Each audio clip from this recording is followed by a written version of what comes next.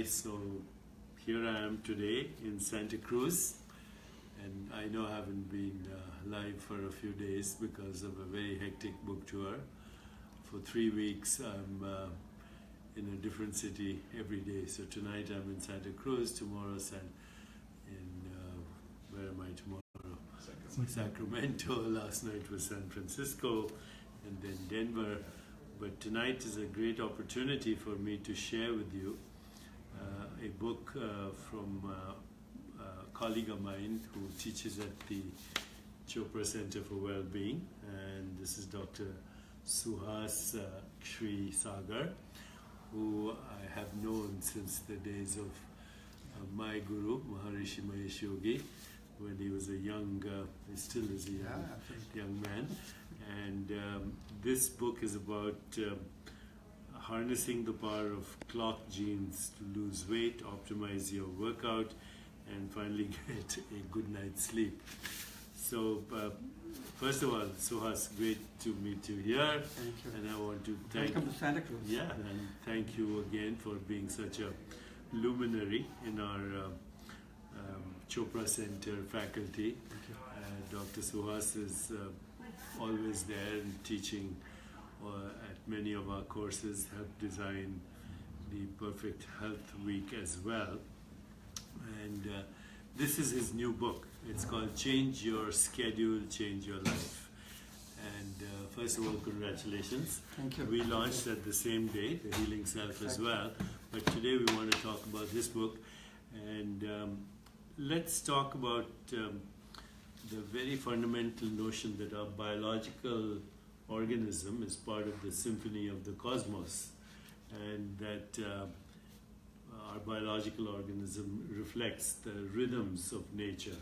Absolutely. So talk about what Ayurveda has to say, because they have a different map of this, right? They divide the day into these periods, Vata, Pitta and Kapha. So share so I think the very fundamental understanding of Ayurveda is that we are 100% made in and made by nature down to the cellular level itself. And so one of the simplest way to stay healthy is to align ourselves with the laws of nature. And it is considered that human body or the human cell is a miniature of the universe itself. Yatha Pinde Tatha Brahmande, as is the microcosm, so is the macrocosm. So what we are learning, painfully enough, that every cell is able to clock the changes in the timing and the seasonal changes around us in the universe. But sometimes when we are carried away in our own mind and busyness of our schedules, our cells are trying to carry out certain works and functions in the physiology, but our mind is keeping us busy with something else. And it creates this desynchronization, which creates circadian disruption, which is one of the main reasons of the epidemic of the chronic diseases that we are seeing. And Ayurveda has kind of understood this very fundamental principles thousands and thousands of years ago. They talked about circadian rhythm, they talked about celestial rhythms, seasonal rhythms, tidal rhythms, lunar rhythms, and the whole Vedic calendar and the Vedic science is totally based upon this fundamental concept. Means it is interesting. Means you talk about so passionately in your book, You Are the Universe, about that there's no space and time things. Okay, so there's no such things do not exist. But here we are. Those are the human construct. But here we are, where we talk about the timelessness in one area, then now we are talking about respecting the time and respecting the rhythms itself.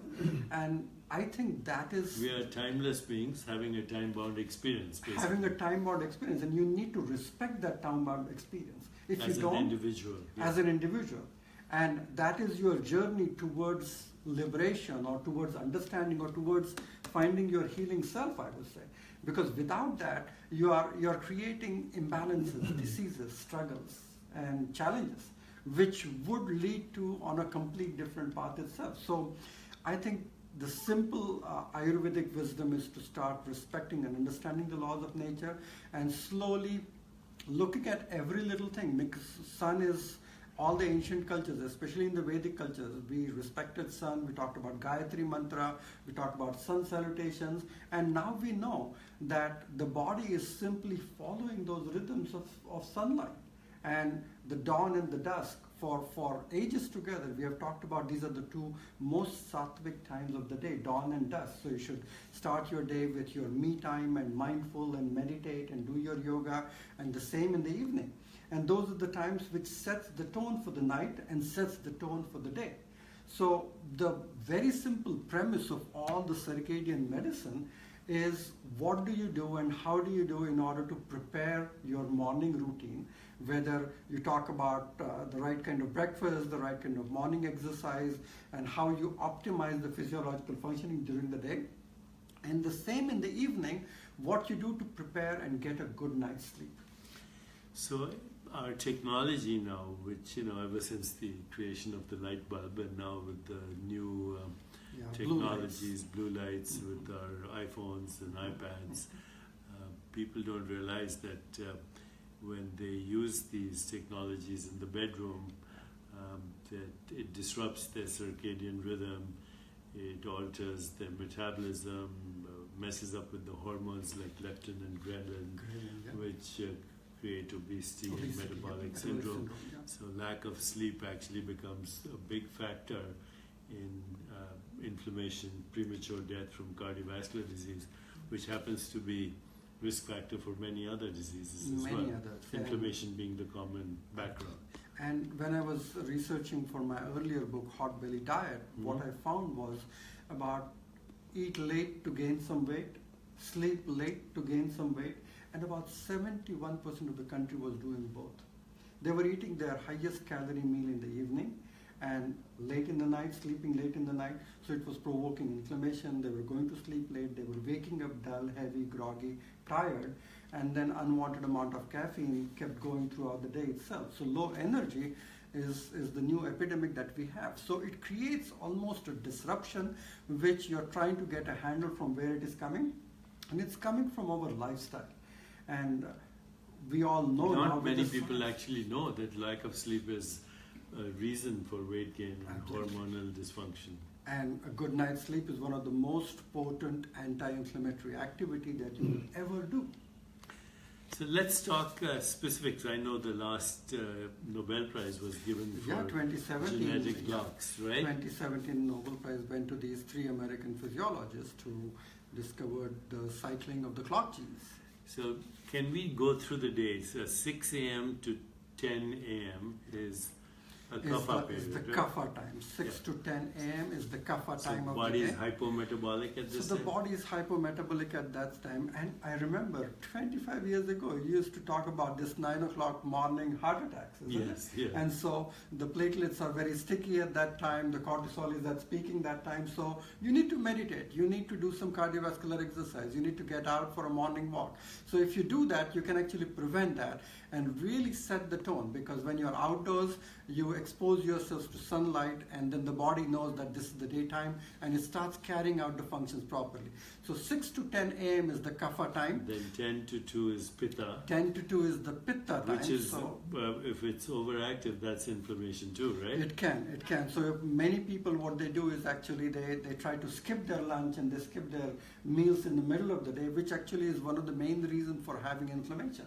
And then late night snacking. And so then this period is should be around 12 noon should be your main meal of the day, right? And I think the age-old principle is when the sun is coming out in the morning, it's a very tender sunlight, so you should have a light, warm breakfast in the morning. When sun is at its peak, at its zenith in the middle of the day, that's when your main meal should happen. Agni is strong because sun is the representation of Agni in our body, so it's at its peak. And then you're still awake and you are able to digest the big calorie meal around those times for 4, 5, 6 hours that you are going to function. And then again from 2 to 6 is the Vata time. So by 6 o'clock you should start preparing, winding down. So your evening meditation, your evening yoga. Evening meal should be light. It should be light because again fading sunlight. Before sun. Around sunset. So one of the things that I described in the book was try to consume most of your food between sunrise and between sunset. And the other thing is try not to eat anything after 7 o'clock. So at least you give 3 full hours to digest the meal. And from an Ayurvedic perspective, we know the first hour of digestion is the kapha hour. The second hour of digestion is pitta hour. And the third hour of digestion is vata hour. So it takes about 3 hours for the macro digestion to complete. And if you're eating 8, 9, 10 in the evening and then going to sleep, then the food stays there without getting digested. And that's one of the main reasons where you create this recurrent acidic indigestion because of that. So the kapha time starts from 6 to 10 p.m. in the night. So the last bus which takes you there happily to the land of sleep is around 10 o'clock. And so if you're awake, you're busy watching late night televisions, busy working computers, and it will disrupt the secretions of the melatonin. And it's not only melatonin helping you sleep, but that melatonin is going to give cue to hundreds of different millions of functions that are happening in the night. Mm-hmm. You talk about lipid synthesis, cholesterol metabolism, so many functions that the body does. The immune activity that happens in the middle of the night, which is the pitta hour. So between 10 to 2 is the pitta hour where body carries out millions of functions which are absolutely necessary for body to do.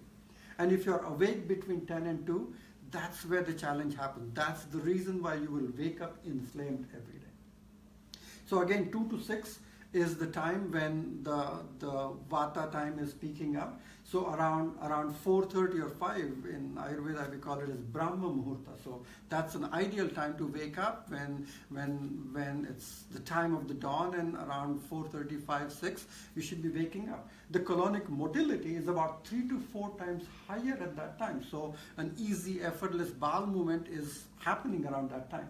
So even that time is good for inward journey, meditation, reflecting your day that is ahead. So I think this whole daily routine that the way Ayurveda has talked about, you can simply overlap with what the science is telling us today. You know, I've been traveling a different city every day. And I still maintain that schedule, by the way, I which believe is you. quite amazing. So I don't eat late at night. I do my best almost every day to go to bed by 10 o'clock. I wake up before sunrise and do my meditation. Then I do my yoga, and then the rest of the day I go with the flow. And it seems like I feel energetic all the time because I'm following the routine. And I think the more difficult your travel schedule and routine is, you have to be extra careful. Yeah, the more important it becomes. You can't just indulge into airport foods and things like That's that. right. And I think the time zone changes confuses the microbes in our gut also. That's so right. slowly your microbiome is getting more inflamed also. Well, by the way, I'm going to be talking about that tonight, and we are now partnering with a company called Viome. Mm-hmm. If you want to get your microbiome analyzed, just go to viome.com/perfect health. Once again, viome.com/perfect health. What else can we talk about in this book? I think that's important. One of the you talk about, other than circadian rhythms, you talk about the seasonal rhythms here we talk too, about right? seasonal rhythms, we talk about the seasons of life. Mm-hmm. You talk about the kapha phase of life, you talk about pitta phase of life, you talk about vata phase of life. So you have to adapt. You have to adapt to the changes that is happening in the body itself. So the clock doesn't change, but how you respond and how those genes respond to those activities, they do shift and change. So it's a learning curve, and one of the key is to be self-referral, to be aware, to understand what is happening in your body and make conscious health choices which are really good for you. One of the things which I interestingly mentioned in the book is a term called social jet lag. And people try to behave themselves Monday to Friday, okay, and they try to wake up in the morning, try to eat the right kind of meal. But come Friday, it's licensed to eat late and party late and everything, and then wake up late on Saturday morning, wake up late again, party on Saturday night, and wake up late on Sunday morning. So when you wake up on Monday, it disrupts the whole thing. When Monday morning you wake up 6 o'clock to go to work, it's as if you have woken up into a different time zone altogether. And every time zone 1 hour change takes about 1 to 2 days for the body to adjust the rhythms of bowel movement, sleep, digestion, everything. And by the time you reset those rhythms, it's one more Friday and you do it all over again. So this social jet lag is something where people are disrupting these things on every weekly basis, which is a huge challenge, especially with millennials, I would say. And the schedules, as we look at it, the work boundaries have become very invisible. With the smartphone, everybody is working 13, 14 hours each day. Means you said in your book about one of the red flag is anyone who is working for 50 hours a week, they should be cautious about their health itself. So I think time poverty is the challenge where people are not able to do something for themselves. And I think that's the challenge where we have to really prioritize our own health. And Ayurveda has been talking about these three pillars, Trayopastamba, diet, sleep, and exercise for such a long time. And going back to prioritizing these things, eating the right foods at the right time, going to bed at a proper time, making sure you keep all the moving parts moving and you exercise and give enough rest to the body, and then manage your work schedules and pay your bills and things. I think blending those things is the key here. And the wisdom comes from you realizing that you have to participate in your own health and well-being.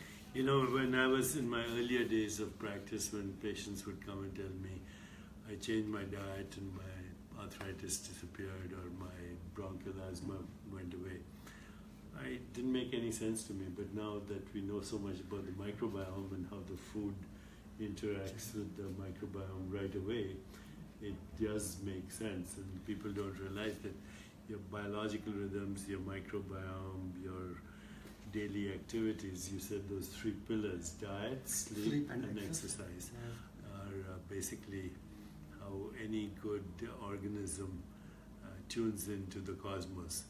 Our biological organism is part of the cosmic symphony, and we're dancing to it all the time, even though we can't hear the tune.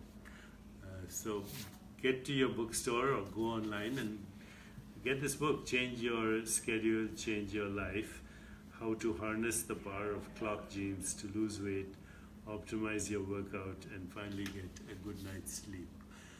Most people don't even realize that actually lack of sleep is a predictor of premature death from cardiovascular illness, and deep rest is the basis of dynamic activity. And one of the things is that they all feed off each other. Yes. So if you don't eat well, then you can't sleep well. If you can't sleep well, you won't have enough energy to do exercise. Yeah. And if you're pleasantly tired, you sleep well and you make some positive choices in terms of your eating. So I think they are not three separate things, they're all interlinked together.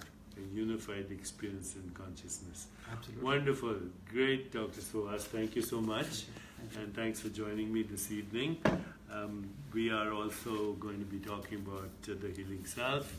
And if you want to learn more about your microbiome, go to Viome, Viome,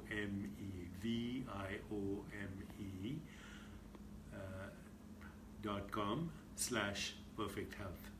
Thank you. Great to reconnect always.